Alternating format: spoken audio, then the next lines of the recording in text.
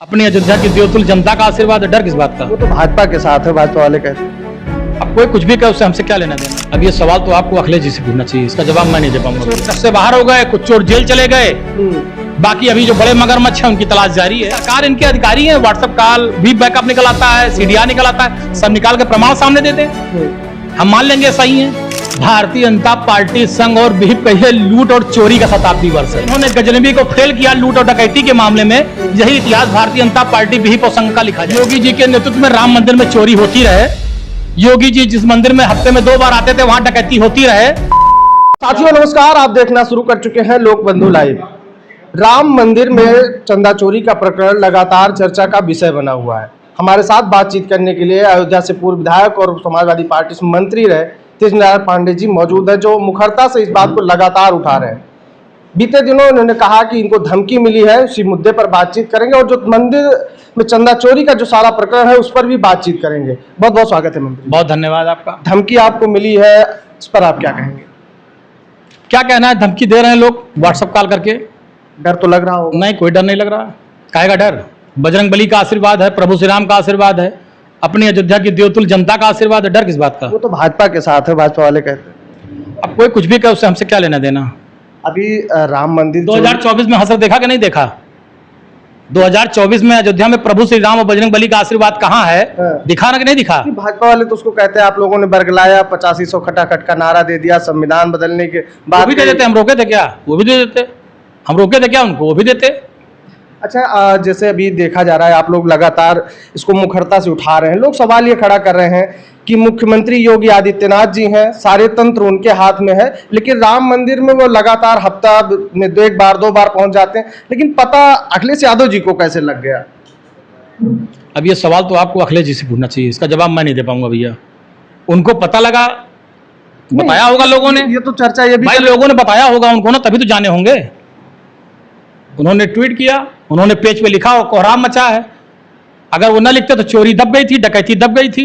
हम उनको धन्यवाद देते हैं अयोध्या वासी होने के नाते कि जो प्रभु श्री राम के मंदिर में चोरी डकैती पड़ रही थी, राष्ट्रीय अध्यक्ष अखिलेश यादव जी ने खोला और उस खोलने का नतीजा है कि आज सारे चोर पकड़ के आ गए, सारे चोर ट्रस्ट से बाहर हो गए, कुछ चोर जेल चले गए, बाकी अभी जो बड़े मगरमच्छ है उनकी तलाश जारी है। नहीं, अभी जो ये सीडीआर की बात हो रही, कॉल रिकॉर्ड की बात हो रही, दे भाजपा वाले ना, हम तो मांग रहे हैं, दे दें। मैं बैठा हूं यहाँ, दे भाई। जैसे अखिलेश यादव जी ने आरोप लगाया कि चढ़ावा चोरी हो रही है, तो पैसा बरामद हुआ, लोग जेल गए, लोग ट्रस्ट से बाहर हुए, अखिलेश जी की बात पे मोहर लगी।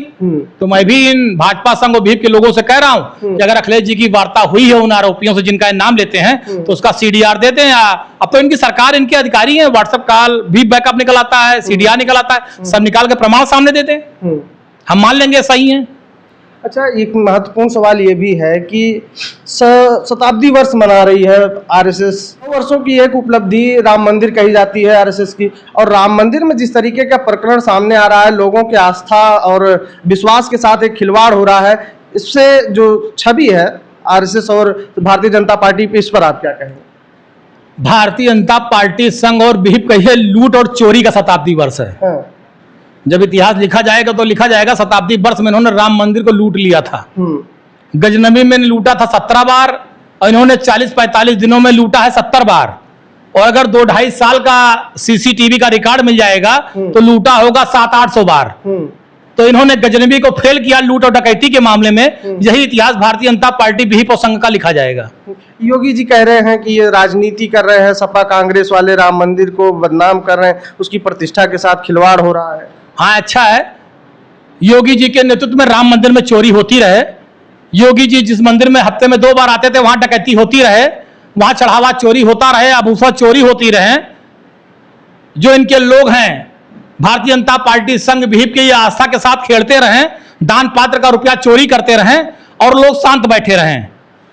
सही बात है, बिल्कुल सही कह रहे हैं कि उनको चोरी करने की पूरी छूट दी जाए, हम सहमत हैं उनकी बात से, लेकिन लोगों ने उठा दिया, चोरी पकड़ गई, अब शर्मिंदा है, क्या करें। अच्छा, ये जो भी आगामी चुनाव को लेकर चर्चाएं हैं, समय के पहले कराया जाएगा, मुद्दा ये रहेगा जनता के बीच में, क्योंकि लोग तो बहुत तरीके से जनता जाने मुद्दा रहे कि ना रहे तो जनता तय करेगी, हम थोड़ा तय करेंगे। में आप भी अबे जनता का मुद्दा है, जनता तय करेगी ना मुद्दा रहेगा नहीं रहेगा। हम तो सड़क, बिजली, पानी, रोजगार, शिक्षा, महंगाई, नौजवान को नौकरी, किसान की आय दुगनी हो, विकास कैसे हो, हर घर परिवार तरक्की कैसे आगे बढ़े, हम इन मुद्दों पे लड़ते हैं।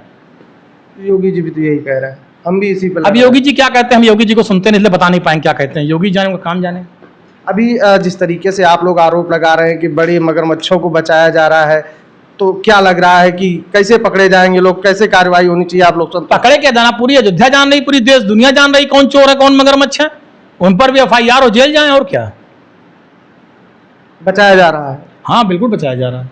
ठीक। तो ये हमारे साथ पवन पांडे जी थे जिनसे हमारी बातचीत हो रही थी। लगातार ये चर्चा का विषय है कि राम मंदिर में जो चोरी हुई है उसमें कहीं ना कहीं जो आरोपी हैं, मुख्य आरोपी हैं, उनको बचाया जा रहा है। कौन बचा रहा है ये अभी तक सवाल ही है।